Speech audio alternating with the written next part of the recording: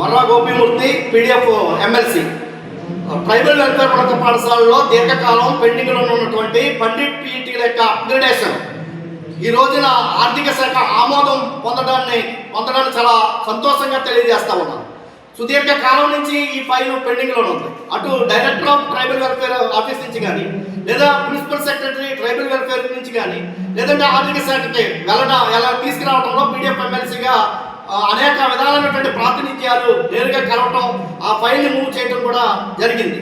ఈ ప్రయత్నంలో నాకు ఆంధ్రప్రదేశ్ ఉపాధ్యాయ ఫెడరేషన్ యూటీఎఫ్ సంఘ నాయకత్వం కానీ, లేదా ఆదివాసీ టీచర్స్ అసోసియేషన్ ఆటా కానీ, లేదంటే ఇతర ఉపాధ్యాయ సంఘాలు కానీ నాకు సూచనలు సలహాలు ఇవ్వటం కూడా జరిగింది. దీన్ని ఫుల్ఫిల్ చేయడం కూడా జరిగింది. ఈ సందర్భంలో ఆర్థిక శాఖలో ఈ యొక్క ఫైలు వెంటనే ఆమోదం పొందడానికి సెక్షన్ ఆఫీసర్ గారు ఉన్నటువంటి మధుబాబు గారు కావచ్చు, అదేవిధంగా జాయింట్ సెక్రటరీగా ఫైనాన్స్ జాయింట్ సెక్రటరీగా ఉన్నటువంటి గౌతమ్ గారు కావచ్చు, అదేవిధంగా సెక్రటరీగా ఉన్నటువంటి వినయ్ చంద్ర గారు, అదేవిధంగా ప్రిన్సిపల్ సెక్రటరీ ఫైనాన్స్ గా ఉన్నటువంటి పిఎల్ ఘోష్ గారు కానీ చాలా సహకారం అందించారు. వారందరికీ కూడా ప్రత్యేకమైనటువంటి ధన్యవాదాలు.